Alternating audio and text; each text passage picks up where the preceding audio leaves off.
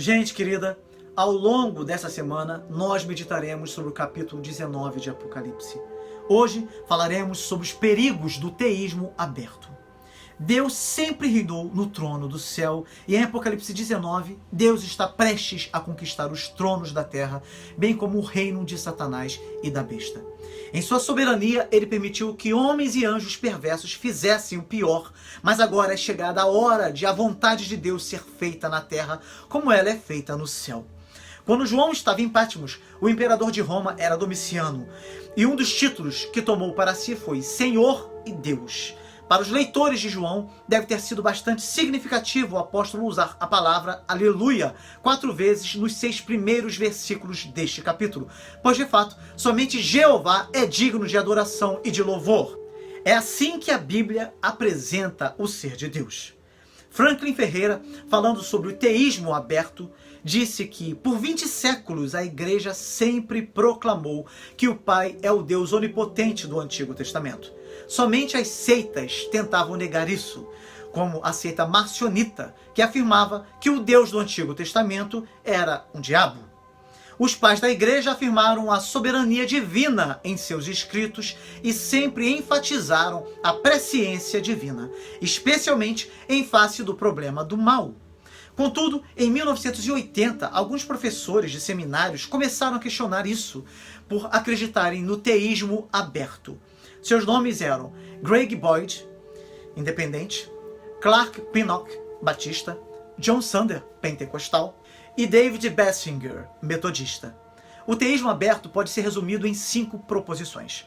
O conhecimento que Deus tem de todas as coisas não é estabelecido na eternidade. Dessa forma, Deus aprende com a história, com a reação dos seres humanos. Sua presciência não é exaustiva porque ele se autolimita.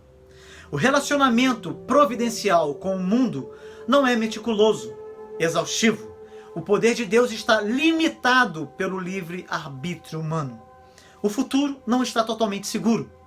Se o homem tem livre-arbítrio, então Deus não pode ordenar nem conhecer os eventos que irão acontecer no futuro. O futuro está em aberto, no sentido de ser tanto criação do homem como de Deus. No entanto, veja o que afirma a visão tradicional. Guarde isso. Deus é soberano e controla todas as coisas no mundo criado, incluindo as ações dos agentes responsáveis. O poder de Deus engloba o universo inteiro, todavia, de forma que a vontade da criatura não é violentada. O conhecimento de Deus engloba todas as coisas possíveis e especificamente todas que acontecerão. Este conhecimento inclui o conhecimento eterno das futuras ações e decisões dos agentes livres. Deus tem um plano eterno que certamente será realizado. Para ele não há surpresa e nem desapontamento. A profecia preditiva é baseada no conhecimento exaustivo e será certamente realizada. O plano de Deus é imutável, assim como a natureza de Deus. Expressões que falem de Deus se arrependendo devem ser vistas como antropomórficas. O poder da oração é visto como uma causa secundária no cumprimento do desígnio de Deus, assim como as outras causas secundárias são instrumentais dessa maneira. A oração muda certos acontecimentos, mas não muda a opinião de Deus. Deus não é, como os seres humanos, suscetível a mudanças emocionais. Mas ele não é impassível, porque a Escritura o representa como misericordioso. Os teístas abertos argumentam que os textos que falam que Deus se arrepende, como em Gênesis 6 e no livro de Jonas, são literais. Porém, ainda que os autores bíblicos falem sobre a ira, o arrependimento, os pés e as mãos de Deus, isso não significa que Deus tenha tais coisas. Esta é uma forma humana de se referir a Deus, um antropomorfismo, como eu já falei. Além do mais, a palavra traduzida por arrependimento em hebraico pode também ser traduzida por entristecer-se, ter repulsa. O amor de Deus, que é a maravilhosa expressão de seu ser, não pode ser interpretado em separado de outras perfeições, tais como santidade, justiça, ira, a ira santa de Deus contra o pecado, contra o diabo e contra os rebeldes não redimidos, Então, a expressão Deus é amor, em 1 João 4, versículo 8, não pode ser separada dos outros atributos de Deus. No contexto, a afirmação é uma expressão trinitariana do Deus Pai enviando seu Filho unigênito para morrer uma morte propiciatória na cruz por causa do nosso pecado e da santidade e justiça de Deus. Veja o versículo 10 só dessa carta. Não há de forma bíblica como fazer uma hierarquia nos atributos de Deus. A predestinação de Deus é aquela provisão graciosa pela qual, como resultado de sua bondade e misericórdia, ele escolheu uma multidão da raça humana pecaminosa e rebelde e determinou que eles recebessem todos os benefícios de sua salvação, providos para eles na obra de Cristo e aplicados neles no devido tempo pelo Espírito Santo. Aqueles que não são salvos sofrerão inevitavelmente as consequências do pecado de Adão e de sua própria rebelião pecaminosa e serão para sempre separados de Deus. Portanto, os seguidores de outras religiões precisam saber que o Deus Trino é de forma absoluta mais poderoso do que os deuses deles. Como podemos esperar que um muçulmano se converta a uma divindade que é incapaz de realizar seus planos e anseios? Esta divindade, aos olhos de um muçulmano, não é digna de devoção e serviço. Como esperar que um animista dê mais crédito a um Deus tão fraco do que ele dá aos outros seres do mundo espiritual? Ele veria esta divindade como mais um espírito que ele pode tentar manipular através da feitiçaria. A presciência de Deus sobre tudo o que vai acontecer é vista por Isaías como evidência de sua singularidade dentre todos os deuses.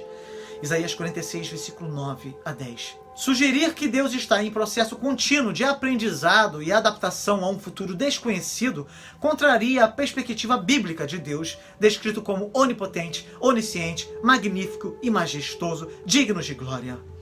A negação de que Deus previu as escolhas pecaminosas das criaturas responsáveis enfraquece a confiança no plano da salvação.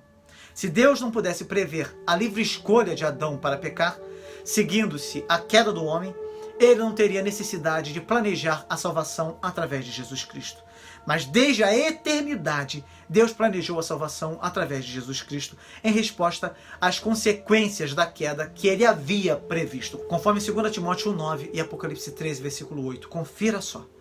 Afirmar que o destino eterno de cada pessoa será finalmente determinado por Deus com base na luz disponível para ele, ou por ela, ou por outro critério, leva-nos a concluir que o sacrifício de Cristo na cruz não é central e que talvez nem fosse necessário. A ideia de que Deus e o mundo são mutuamente interdependentes margeia o panteísmo, isto é, que Deus está substancialmente presente em tudo. Mas a criatura afirma que Deus existe separado de sua criação e tem supremacia sobre sua criação. Gênesis 1, versículo 1, Salmo 8, versículos de 3 a 8.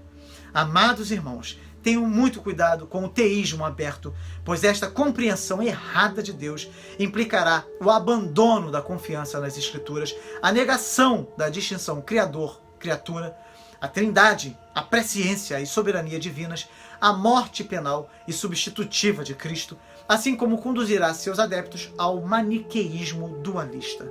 Muitos, em nossos dias, se desviaram da fé tradicional e têm ensinado a outros a fazerem o mesmo. Portanto, leiam a Bíblia e se alimentem do verdadeiro alimento, e o Deus da verdade preservará as suas vidas. Deixe o seu comentário e o seu like e compartilhe esta mensagem nas suas redes sociais. Faça isso. Isso é importante porque somente assim o YouTube continuará indicando os vídeos aqui do canal para você e porque esse assunto é super relevante, na verdade. Muitas pessoas precisam conhecer isso. Esses vídeos vão fazer muita diferença em seu crescimento espiritual também. Tá bem? Até amanhã, com a graça de Deus.